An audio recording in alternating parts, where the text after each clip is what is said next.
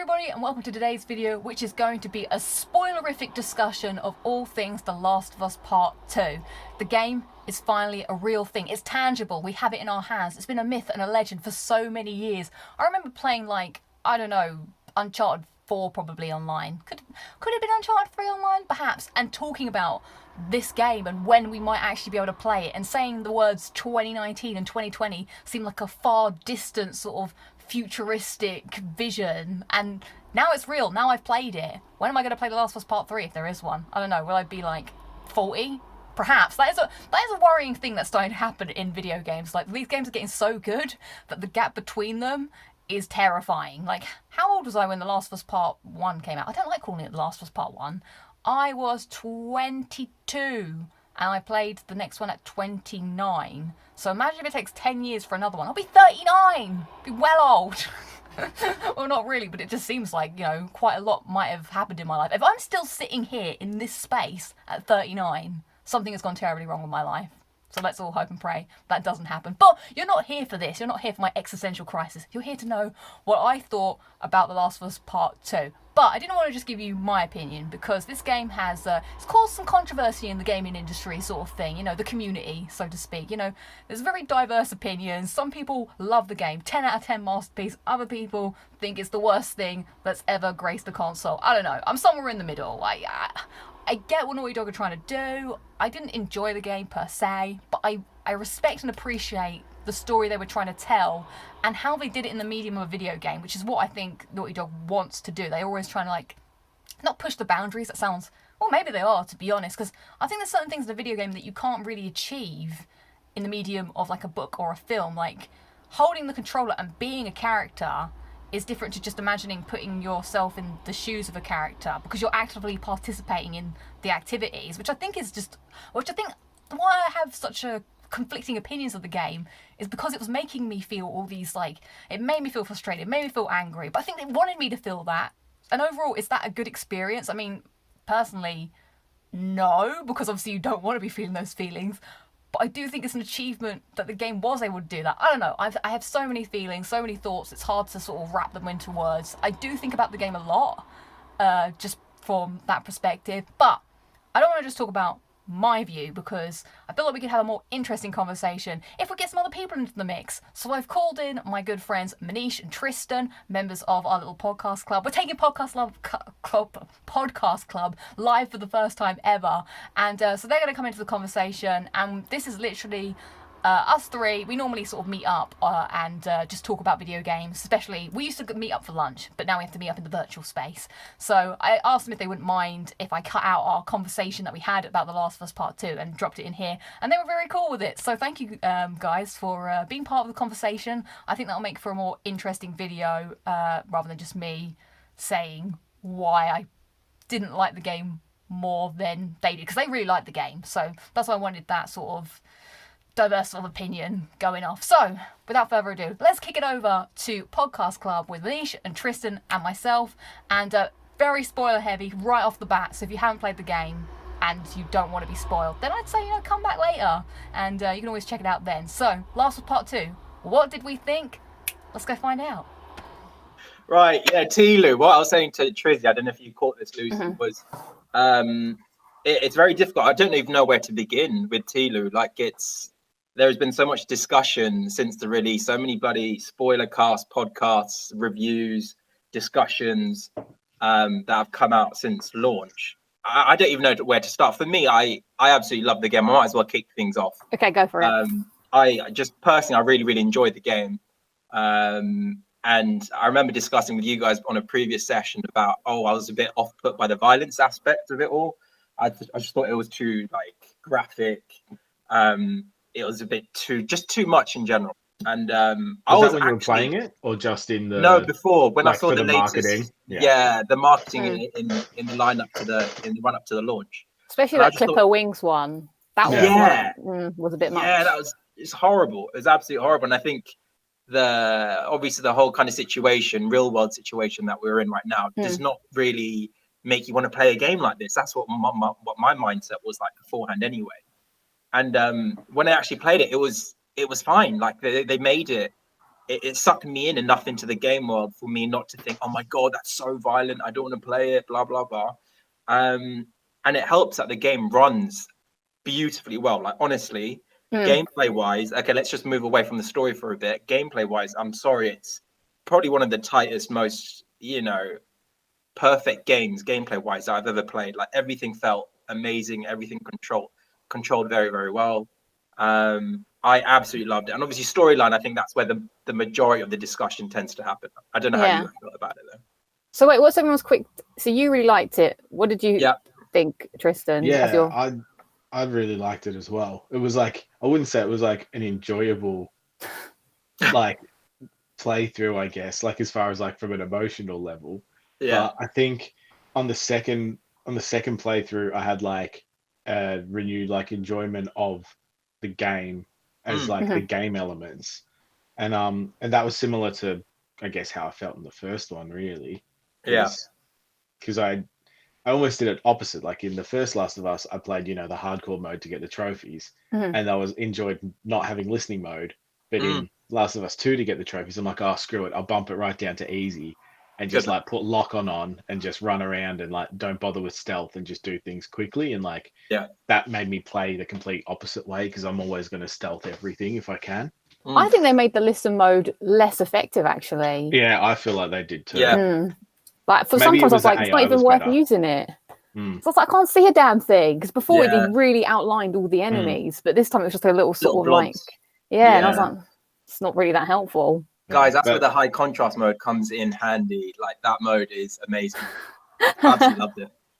No, I am looking forward to replaying it with the accessibility like options, just to go hell for leather. And so have you played it once, Lucy? I've only ever played it once, and it's been a while since I beat it. Because I guess so. You two both liked the game. I actually didn't like the game. You didn't like it. Yeah, that's why I thought it would be interesting to like talk to, because I think for like 80% of the time I found it frustrating, annoying, and I just didn't like it.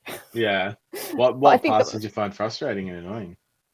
The gameplay mostly. Like, I thought it was too long, and I don't know if this is because of lockdown. Because you were saying like maybe it's playing a game like this in this time. I think it did affect me. I think maybe I would have enjoyed it more if the world wasn't in lockdown, because I just really struggled to play it sometimes. I felt like I was forcing myself, because were there points in the game where you were like, oh, like more game?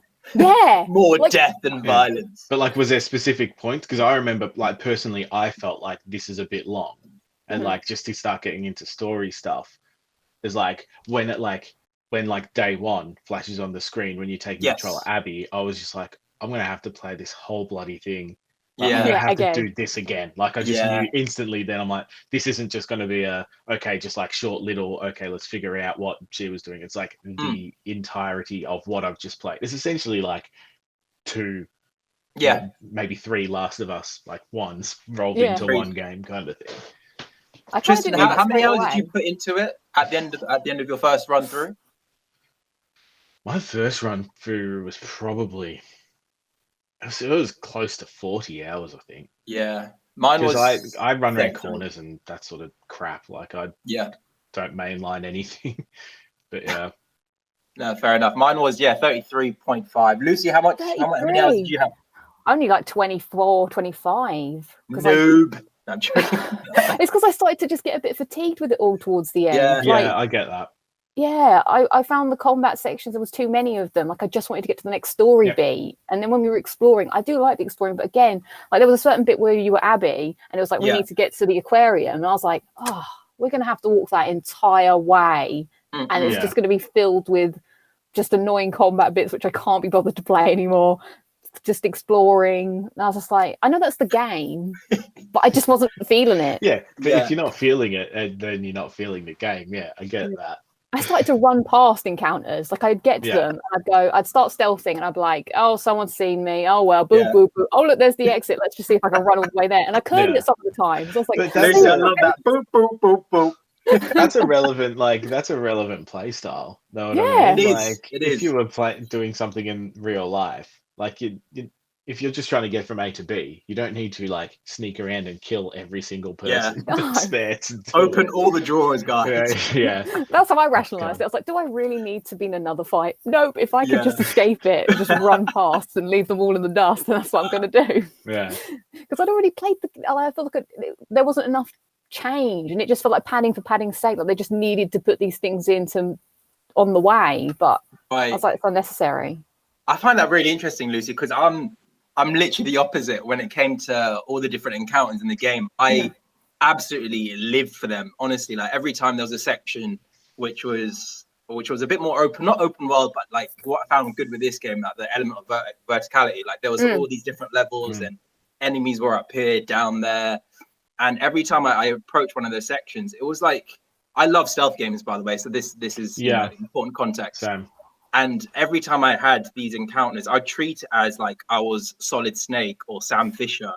And I had all these amazing tools to kind of vary up my play style. I could use my bow and arrow. I can go in lab and just go full on Rambo style. But I predominantly stuck to the stealth route. And I absolutely loved it so much that I would literally, if I messed up my stealth run through, I would literally just go into the pause menu and just select Restart, the earlier checkpoint. Oh, wow. Yeah, I do that. Or if they found me, I just stood there and let them kill me. And Yeah, like, all that. Like, yeah, they're the things that I do a lot of the time. No, I just went through it. Yeah. So you just went through it. Yeah, which is like probably it's more normal to try and push through it than just give up and die to start again. I think I just didn't. I think maybe it was just me. I just couldn't be bothered to like try again because I just wanted to find out what was going to happen next. Yeah. So I'd be like, "Oh, for God's sakes! I just wanted to get to the next bit of this game." Like, here's a really bad thing that happened.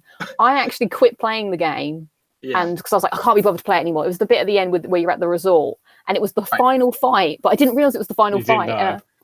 And I just stopped playing it. I was like, oh, I can't bother. Now, what does that say about me? Like, I stopped playing the game like 20 minutes before the end of the game. That's how disengaged I was with it. But I didn't want to play it anymore. And it was only when I told someone where I was in the game, they're like, you know, you're only like 20, 30 minutes from the end. I was like, really? I was like, oh, I better go back to it then. But, well, I guess you don't have any point of reference as to like, oh, really? Like, because this game's felt like it's going to end 4 times already. Yeah, that's true.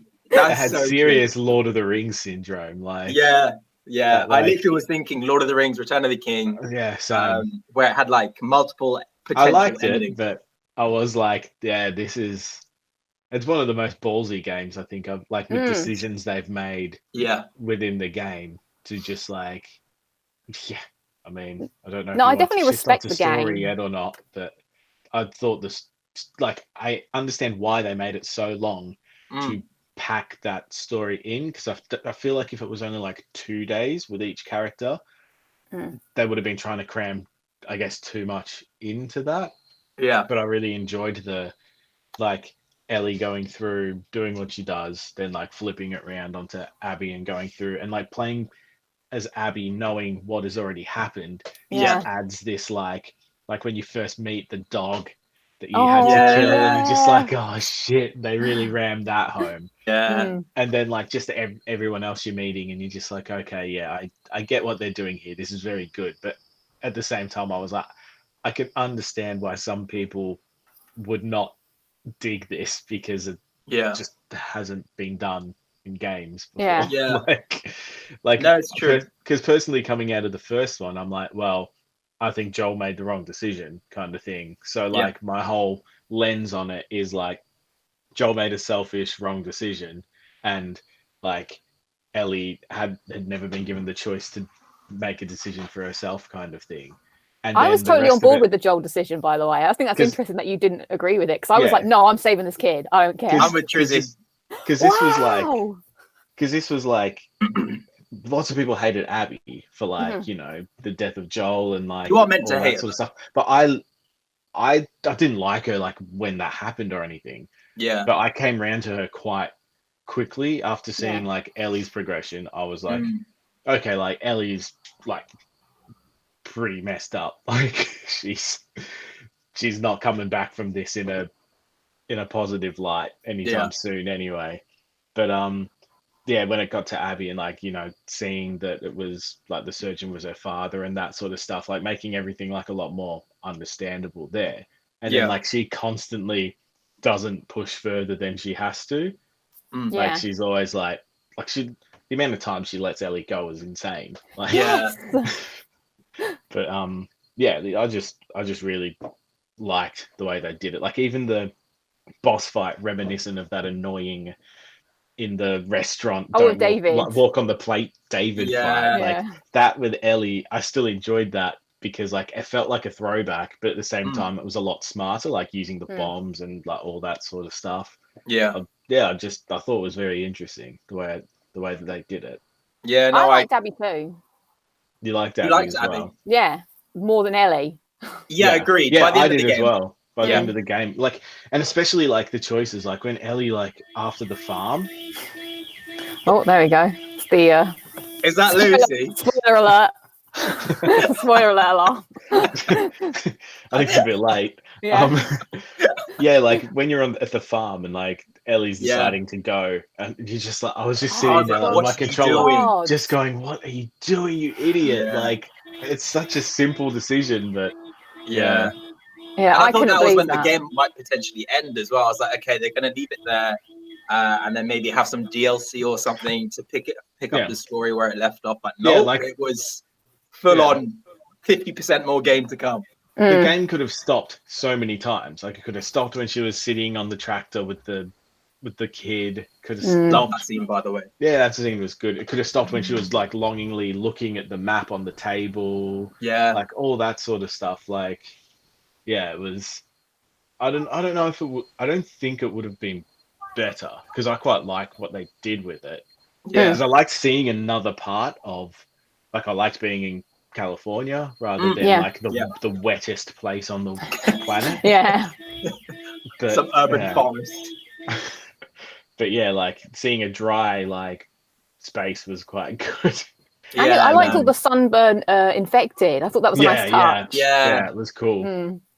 Yeah, that's the thing. Even though I say that I disliked the game, I feel like when I liked the game, I really liked it. And when I didn't like it, I really didn't like it. But I do respect what they were trying to achieve in the medium of video games, because I don't think like you can get that. I think what the whole point of it is like, because you know how some people, they just really hate Abby, like they can't get past the fact that she killed Joel. Past it.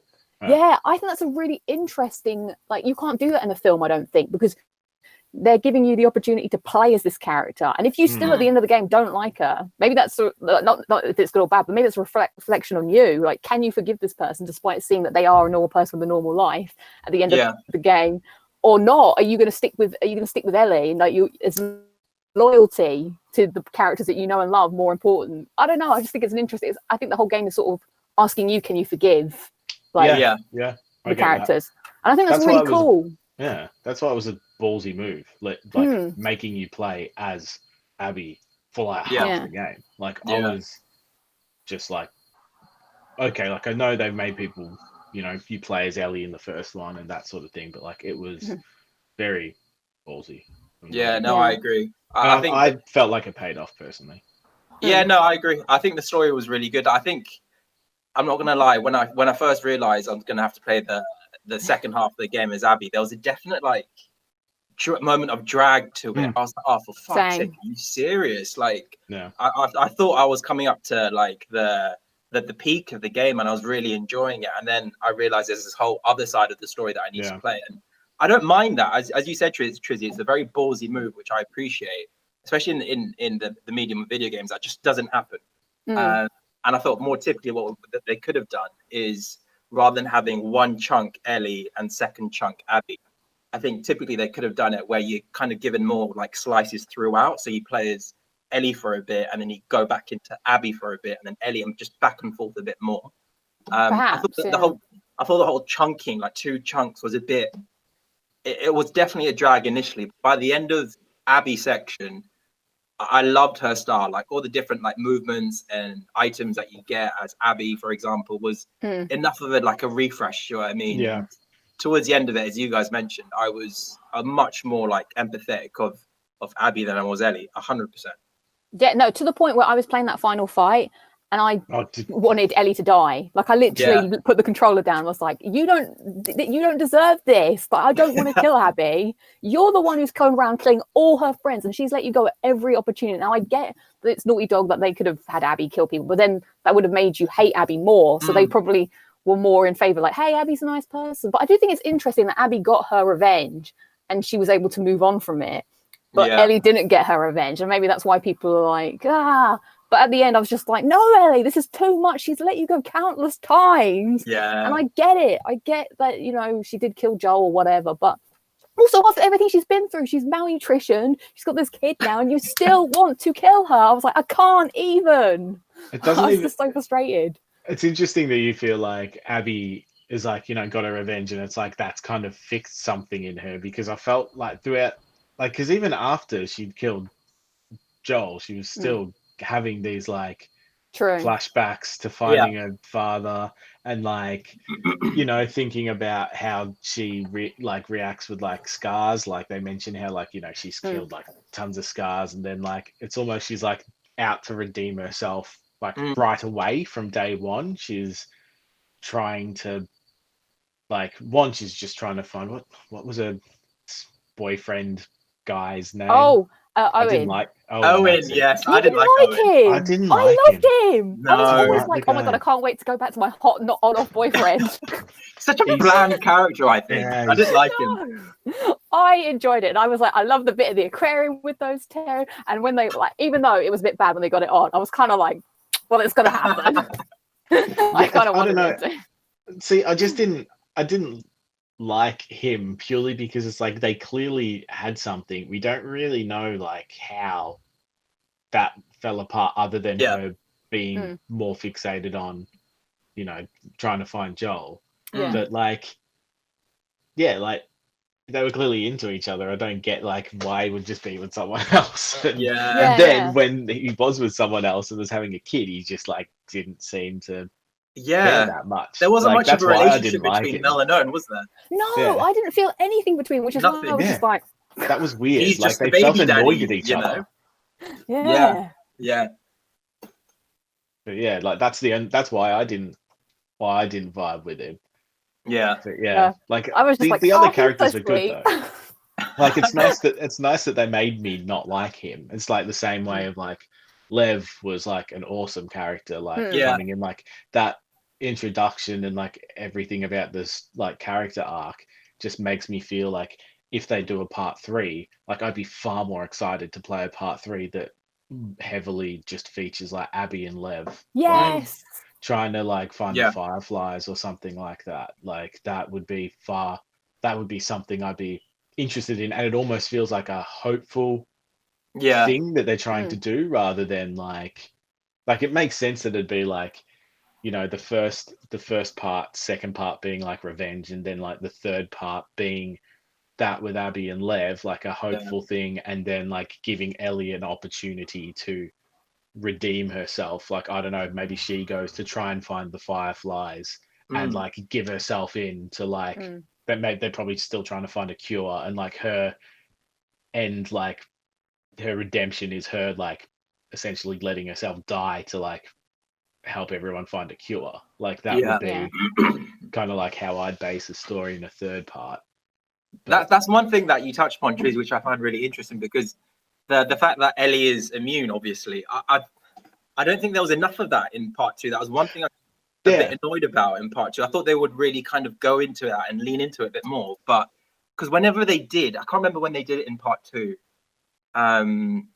Obviously when Dina finds out eventually that she's immune, and then I thought they would kind of go into it a bit more, because I find that aspect of the story is super interesting. Then they kind of just let it die off in terms of in terms of narrative. They never really picked that back up again. The only time it was mentioned was the doctor. Your theory in WhatsApp. My crazy theory. That was good. I liked it again. I was just like, oh my gosh, she's been bit again. What if like it's not. She's not as immune as she thinks, and she's slowly going to degrade into this. Because no, she'd written in her journal her skin was hurting and her eyes were something that she's like, oh, my skin keeps crawling in my eyes, and I was like, what's this? And then she's so angry all the time, and that's kind of what happens to the runners. So I was like, what is this turning? If I hadn't already finished the game, like when you said that, I would have been like, yes, that's what's happening. She's like angry and she can't control it. And that's why she's acting like an idiot. Like that is exactly what, like when you said that, I'm like, oh, that would have been it made cool sense, as well. didn't it? Yeah. And there were even elements like, I think, I'm not sure if she'd bitten people before, but like she bit Abby at one point in the fight. And I'm like, she bit Abby and she kind of like has the infection. Like, wouldn't it be weird if like Abby became infected because like she bit her? So then she's going to become some sort of weird runaround bitey person for like another game, just infecting people. Press square to bite. You're just like, and then you just hide for a bit and they turn into like a runner.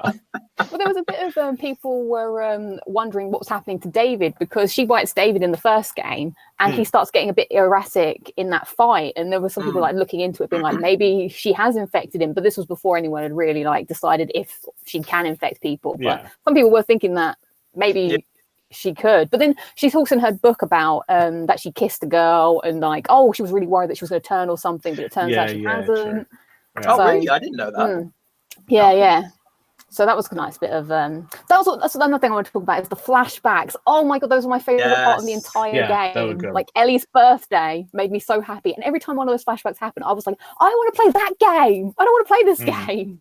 And I just that museum piece was just crafted so well.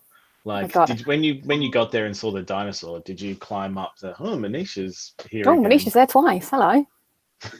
I got through it off initially. Should I close Manish from this other one then? Yeah, I suppose. Yeah, go on. You look very happy with yourself in the freeze frame. You too. You're like, El Presidente is pleased. There you go. Yeah.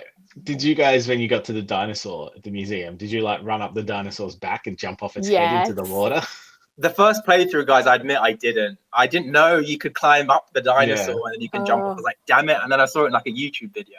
I just love that there's stuff like that like built into the game that you can just do and miss, like, you know, grabbing the hat and putting it on all the dinosaurs and making Joel wear it and stuff. Like, so good. And then it definitely felt like they'd learnt a lot from like what was it called, like Left Behind? Yeah, like when they were pulling the stuff in like the spaceship kind of thing. I love that bit. Yeah, it was really cool, really cool.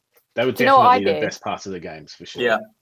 On Ellie's birthday, I suddenly was like, oh my god, it's my birthday. I'm going to take pictures in photo mode on my birthday. So I've got all these pictures of the best birthday ever of like me and Joel. So I've got like a selfie of me and Joel with our hat on and like me by the dinosaur. Like I just went around this whole thing and just started taking like, that's the only time I used photo mode was just on this one flashback because I was like, I want that. Was your day too, Lucy. Yeah, it was my birthday. I was like, it's my birthday as well, by the way, Joel.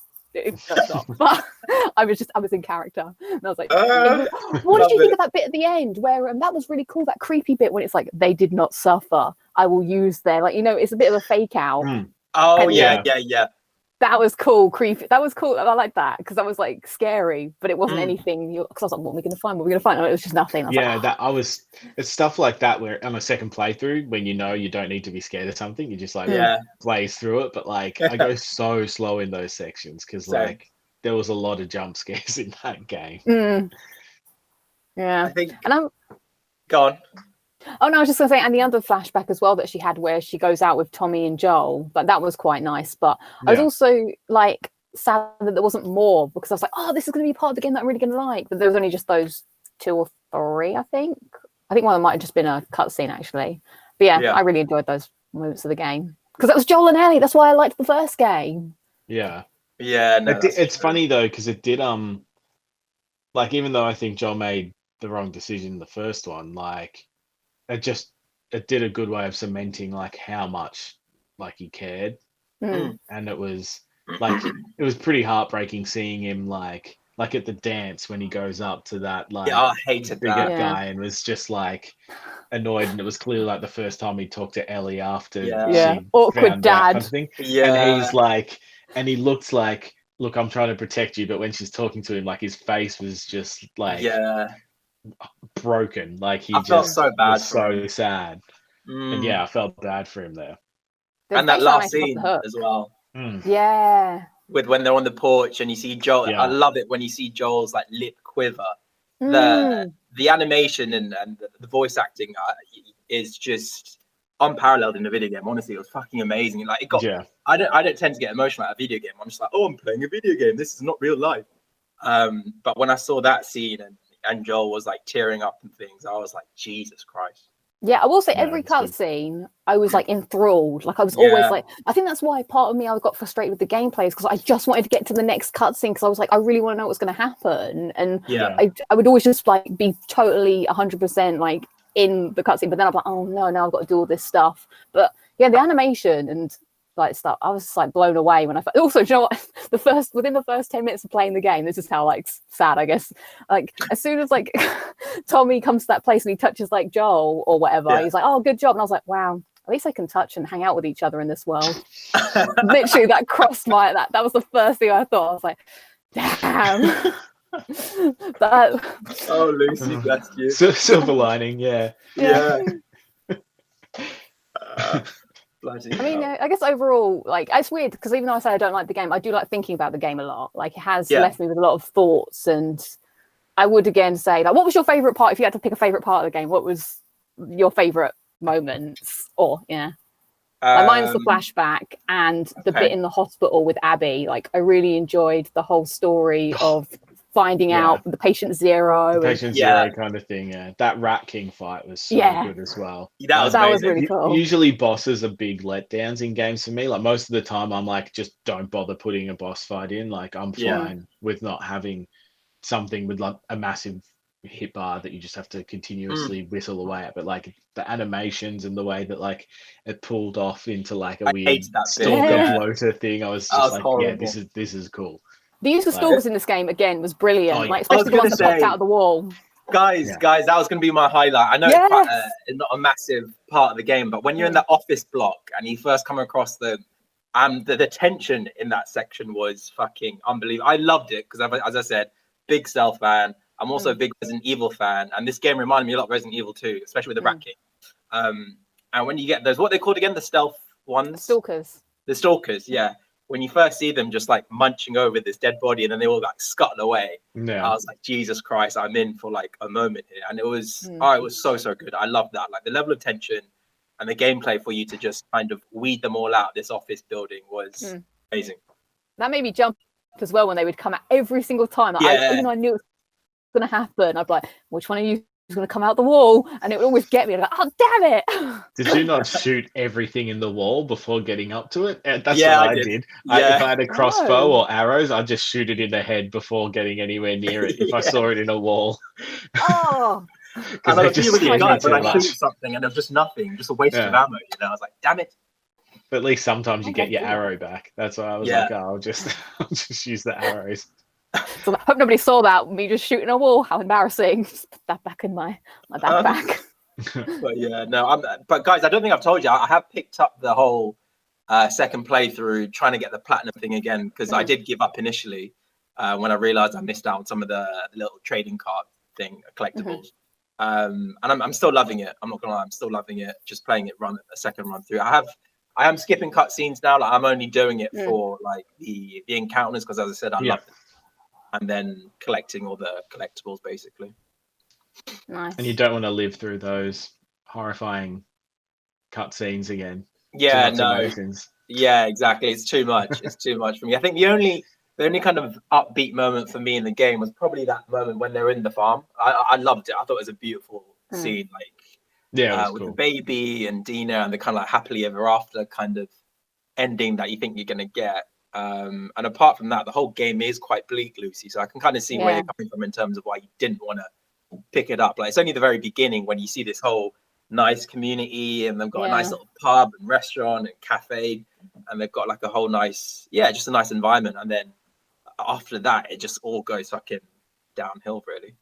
Yeah, my favorite parts of the game were playing as Abby and Lev as well, because I thought that encapsulated the first game slightly. Like Lev was so sweet, because he didn't know anything about the the real world sort of, because he'd have come up and they didn't. I think there's a line where they're like, "Why are you using all the old world stuff?" So Abby would be like sort of teaching him, and like, "Oh, my favorite part was when they were looking for the fireflies," and she's like, "Oh, we're getting warmer," and he's like, "I hope not. I'm already sweating." And I was like, "Bless him." Yeah, just there's know. a lot of things like that. It's good. Yeah. I was like, I want to play that game as well. I don't want to play this other game. So that was those bits that. What was your favorite bit, Tristan? Probably the same thing as the first one. It'd just be the world building in general. Like I feel like the addition of different like factions and things like that feels like believable to a point. Obviously it's pretty out there, but like having some sort of like person being like, this has happened and we should go back to the old ways to like stop it from happening again or something like that. And like I could just see something ridiculous building from that, like and I just thought it was a good way to showcase like, you know, people at war, which like that war scene was like very not something I expected to see in that game, but I thought was like very, very cool. And it showed like the lack of humanity in general between like just two fighting people and then like realizing, oh, we're all the same kind of thing. Like very basic premise, but I just feel like the world building was really good.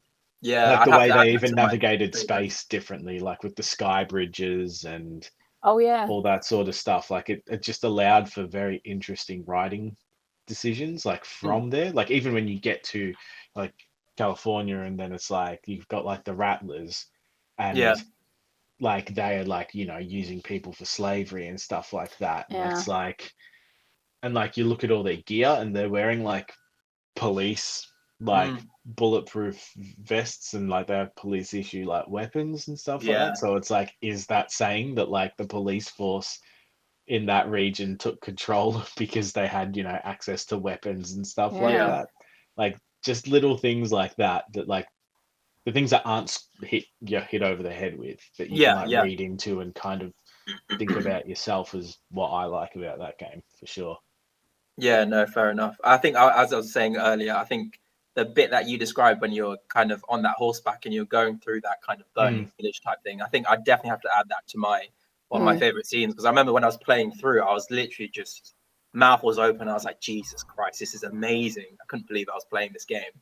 And then I just thought of another moment was when you first come across the Seraphites, when you're in that forest. That was really and the good. arrow hits you. I was like, I literally like screamed out loud. I don't do that at all. And the first time you hear the whistles, you hear like the whistling, and you're just like, oh, what the hell is happening here? Yeah. I went to the park that day with my dog and someone whistled and I went, oh my God. Like, it freaked me out because I'd been playing that whole section. I was like, whistling is not the same anymore. I was totally scared. But that, going back to the fighting scene, I do remember like that stuck with me. You know, when you're in the boat and you're rowing away, and I was like, damn, that's when that scene got me really down. I was like, I hope humanity doesn't just turn into this. I know it's a game, but I was just like, it's just everyone just killing each other over a bit of land. Like it was bleak. It was. That's what I was like, wow, he has a really bleak view on like how humans would kind of just end up just killing each other. Just, I don't know, I found that too much for me. And especially that fight with that guy, and she's proper, like that was a bit violent as well. She does that thing where she cuts through his face, and I was like, why are you still, I understand the game, so you would still be fighting, but I was like, when you just lie down and give up, like, you care this much? Like, your face is hanging off.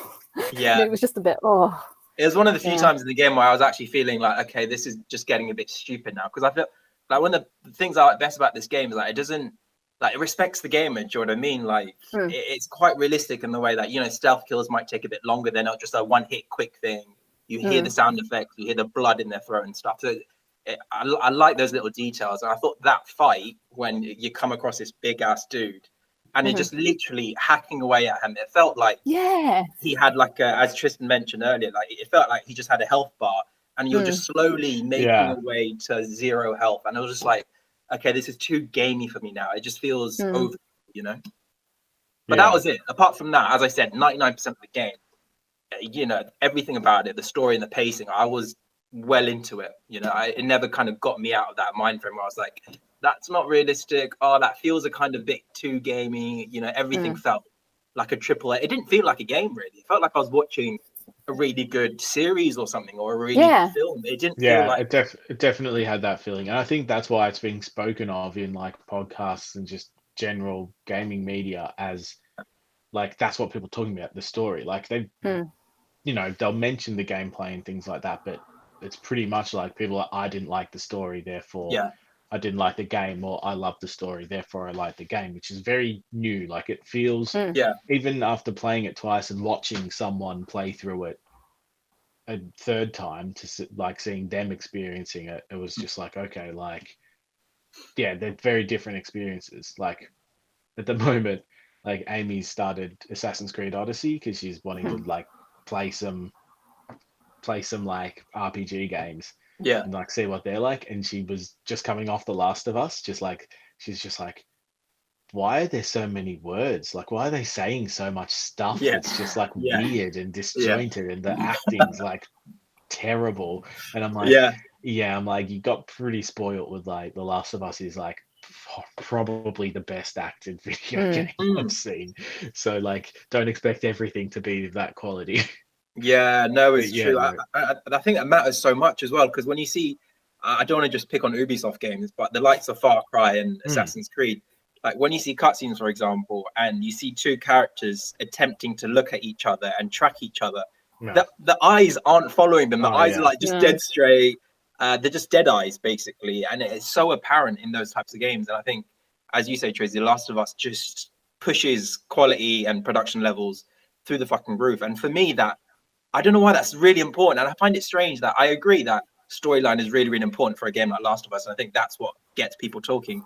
For me, the gameplay is still king. And I thought the game plays like a fucking boss, honestly. Like everything that you want to do and you think you can do, the game allows you to do it. Any type of approach you want to take when it comes to different encounters, you can do it. And I like, for me personally, I think that's just as important as good storyline, as a good story like experience. Do you know what I mean? Because I get really frustrated in a game if I can't do something, or if there's a ledge which I can't jump or climb over when it looks climbable. Sorry. But in this game, it's everything's done in such a good way that it's just seamless. Like from a gameplay perspective, like if something looks climbable, it is, and the way they do it, they kind of color code it as well. I think there was some interview that I listened to with Neil Druck, and he mentioned like there's different color code systems. So if it's like green or something, you can climb it. If it's red, you can't. Something along those lines. I don't know. But it's just really clever design, and I think that means a lot to me. Like obviously storyline, that's all a subjective thing. People like it. They expect people not to like the storyline. That's part of the course. But for me, the gameplay just, it's the best thing I've played like for a long time. Like, not if you just strip aside the production value, the narrative experience, just think about it as a game where you have a gun and a knife and some enemies, and you need to get from point A to point B. The tools they give you and the way they've designed the whole experience is fucking like, it's 10 out of 10 in terms of gameplay. I mean, it offers freedom, doesn't it? Like Lucy was saying, you got bored in some of them or didn't want to do them, so you can just literally bomb through there and not do them. You can stealth everyone without them seeing you. You can just craft explosive arrows and just pretend you're Rambo. Like, there's like, you can do it in so many different ways. And it was just so tight. Everything was just so tight. There was, I literally, like, as it's quite evident, like, as I said, during the encounters, that's when I got probably one of the times I got the most excited every time there was new enemies to just clear out. Like, that's all down to the fact that the mechanics are so good, and the mechanics they've got in place are so good. It allows me to just enjoy myself so much. And I know that's so interesting, because whenever I got to a new encounter, I started to groan and go, "Oh, not again." I find that, Lucy, when you were saying that to us initially on WhatsApp, and obviously just today, when you said that, you found it like a bit of a grind to get through all these.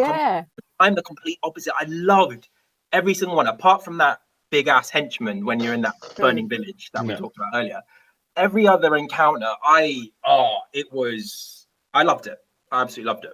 So I think I was just thinking about what Tris was saying. Like, I think I fall into the camp of, I didn't like the game, I'm not sure I agreed with the story, but I enjoyed the experience. I enjoyed what they were trying to that's why I think I've been thinking about the game a lot, because I think it was meant to make me feel these feelings. So I don't necessarily hate the game, but the game made me feel frustrated in certain bits because I didn't want to do certain actions. But the game forces you, because it's like, no, you need to press square to beat this girl to death. Because that's what you have. Which is interesting. different to a lot of games. Yeah, so I respect it on that level, and I am looking forward to replaying the game again. But maybe I need to give it some time, because I do want to give Abby a chance. Because I remember at the beginning when I first played as Abby, I was like, oh, I can't be arsed, so I would kind of rush through. But now I want to appreciate, and actually get to know the characters a bit better. So it's a weird one, but I definitely think it's an interesting game that everyone should experience to know, to get those feelings. Because I don't think anything else can really invoke that in you as much as a video game can. It's odd. Yeah, for sure. What did you all think of the ending then? The very end. I didn't mind it. I thought Abby, it was a good ending for Abby. I think Ellie, there's part of me that wanted Ellie to really just kill Abby, but then I think it made sense story-wise for her not to, and realize that, this whole search for revenge wasn't gonna fill the gap that obviously that Joel's departed now. So I think the fact that she's finally realized, killing ain't gonna solve the issue or solve the problem. It works story-wise. I just think it wasn't as personally satisfying for me. Do you know what I mean? Abby just kind of rides into the boat, into this cloud, into this mist. Yeah. Ellie's left with her fingers dangling, which is that was cool. Her trying to play the guitar when she got back, and it's just sounded messed up. That was just that made me actually quite sad. Yeah, that was pretty. Yeah, that was pretty brutal. Yeah, but it feels, it's an ending that feels quite open, and I get what you mean, but it didn't feel satisfying from everything's tied up in a nice little package kind of thing. But if it is going to follow some sort of traditional 3-part story thing, it is the middle part of a story, and that never is meant to feel wrapped up usually. So if they're going to do it that, it does feel with Ellie just kind of leaving, what's she leaving to do? Is she going to Jackson to try and find Dina and that, or is she, what is she doing? Whereas you kind of know what Abby's gonna do. Yeah, it seems like Abby's just gonna live a whole new life with Lev, right? She's kind of realized that her past was a bit of a murky story, and now she's kind of really seeing the light kind of thing. Whereas with Ellie, I think you're right. I don't really know what she's got to live for now. I think that's with Ellie. It's just she's lost it. She's literally lost everything. Yeah, and some fingers. Yeah. Yeah. I was kind of thinking, what was the point? It clearly wasn't worth it. The whole story, forever. Yeah. And the one thing that connects you to Joel, that song, is gone forever. You can never. Do you know what I did think at the end of the game? I was I'd be just really pissed at Abby just because I've lost my 2 fingers. I can never get those back. So I'm going to kill her on principle for that alone. Even though I didn't want to die, I was you just bit my fingers off. I'm well mad. So it'll be interesting to see where it goes next. I hope there can be some redemption for Ellie, sort of, because I loved Ellie in the first game, and I really didn't like her in this game, which kind of made me sad. Yeah. I don't know if I want a part 3 though, guys. Obviously, I'll take it if it comes, but I'm not going to say no. Did you want a part 2? Huh? Because did you want a part 2? Because I didn't. Yeah, think part 2 was necessary either, and I thought that game was pretty incredible. So if they're going to offer something, famous last words, but I cannot see them improving on things as much as they did. From 1 to 2, because from coming off the back of 1, because replaying it myself to get the trophies and stuff, the difference in quality is huge. Wow. 1 still looks pretty good, but playing through 2, it's seamless as far as whenever it fades to black, it's or cuts to black, it's impactful, and it's doing it because it's switching scenes, or it's doing something storytelling wise. Otherwise it I've not played something, maybe other than God of War, that seamlessly goes from like cutscene into like gameplay and barely any loading that times sort as of well, thing. guys. Yeah, loading time for when you die or whatever. Yeah. It's like, I don't know how they made it that quick. Yeah, same. It's so fast. Yeah, I think, like they yeah. just improved it so much. So Yeah, to see what they could do with the third one on next gen hardware would be interesting. I think I need a third one to feel resolved. Like, I think maybe, yeah. I feel more like I want a third one than I wanted a second one. Right. Yeah, because I just feel like, I don't know, maybe a third one would put the second one into perspective and make me like it more. Because actually, I didn't like The Last of Us, the first game, when I first played it. I wasn't a fan, but it was only from replaying it I became to enjoy it more. So maybe it'd be the same for this game. But yeah, I know it's a weird one, but I don't know. I feel like if it ended there, I'd be unsatisfied. Yeah. Fair enough. Yeah, I get that. Yeah. Cool. Any more thoughts on T-Lu, guys? I will replay it and see if it changes my opinion. Is basically I'm going to play it with, like, some of the accessibility mode, so I can just go through the encounters a bit quicker. Yeah. That's a good topic as well, actually. The accessibility options for me were just, I absolutely love them. It needs to happen to more games, especially for next gen. Obviously difficulty options are always a good thing for people like me who like to play on easy or light or story mode, or whatever you want to call it. But just obviously like people who are less able than us, obviously, like to have all those kind of abilities to just make that game playable, for instance, is amazing. And even for people who can do everything, I know that's probably not the right way of saying it. Oh God, people who are able-bodied, sorry. It still adds so much more to the experience. Do you know what I mean? Like, I used high contrast mode. I absolutely loved it. For my second run through right now, I'm using the slow-mo mode, which is absolutely amazing. I fucking love it. You can see their heads blow up in slow motion. Like, it's not to love. So I think, that needs to it definitely needs to be added to a lot more games. Yeah. It'd be cool if all of like PlayStation's first party titles they endeavored to be like, this is like, the quality we want to give everything. Yeah, that's cool. It wouldn't surprise me that whatever contractors or internal people they used within Naughty Dog to build or come up with the need for those systems is used throughout the rest of first party. Like, I think that should become common practice for Sony. Agreed. Hopefully, fingers crossed.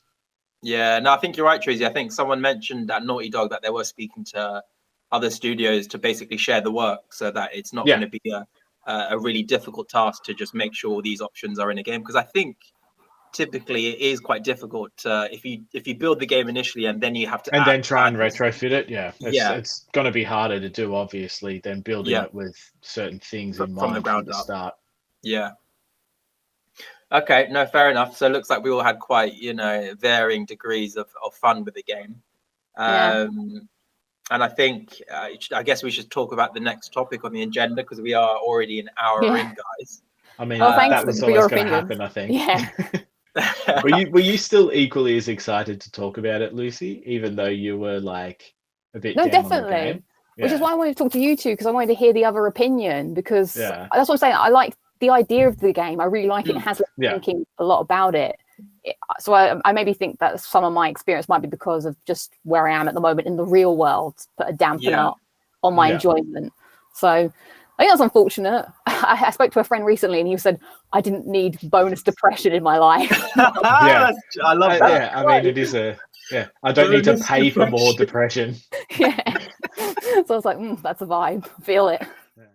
So there we go. That is our opinions on The Last of Us Part 2. Yes, it was a bit of a free-flowing conversation, as I've never really done anything like this before, and I was sorting out all the technology, so hopefully it is okay. But I hope you enjoyed that. I guess if I was going to give some closing thoughts on the game, is that as I said in the podcasty section, is I do really want to play it again, because I do feel like maybe I'll get another perspective of the game. On a second playthrough. Maybe it's one of those games that you do need to play a second time to appreciate it, when you know what's going to happen. And I don't know if I'd feel as strongly about some of the things that happen, but I guess nothing can really take away that first feeling of the game. Like, when people ask me if there was a game that you could erase from your mind and play it again for the first time, I would like to play the first Last of Us with that mindset, because I remember I really didn't like, well, not really didn't like, but I didn't like the Last of Us when I first played it, and it was only upon replaying it more and more that I really got into it, and it became one of probably my top 5 favourite games of all time. But I do remember a distinct feeling of beating it and being like, what? That was the end? I don't know how I feel about this. I just like Uncharted, you know? And there were certain parts of that first game that really stopped me playing the game for quite a long time, because, I don't know, I'm a very fragile being in the mind cells. And sometimes this especially this franchise, it's very hard hitting. And I definitely felt it, especially with what's going on in the world. So maybe I'm going to take a break and come back, and maybe at the end of the year I will reassess The Last of Us Part 2 and see if I feel any differently about it. But at the moment, it's an interesting game that I think everyone should experience, because I think it's a good experience. So thanks again to Manij and Tristan for joining me for that. I hope you guys enjoyed listening to our conversation. Put your thoughts about The Last of Us Part 2 in the comments below, as this is a spoiler-filled discussion. Spoilers are a go in the comments as well. So if you've made it to the end of this video and you haven't scrolled down to look at the comments, but you haven't beaten the game, then I'm sorry, it's probably a bit of a minefield down there. But, you know, roll the dice, never look back and never think twice. So that is everything I have to say today. Thank you all for watching, and I shall catch you all next time.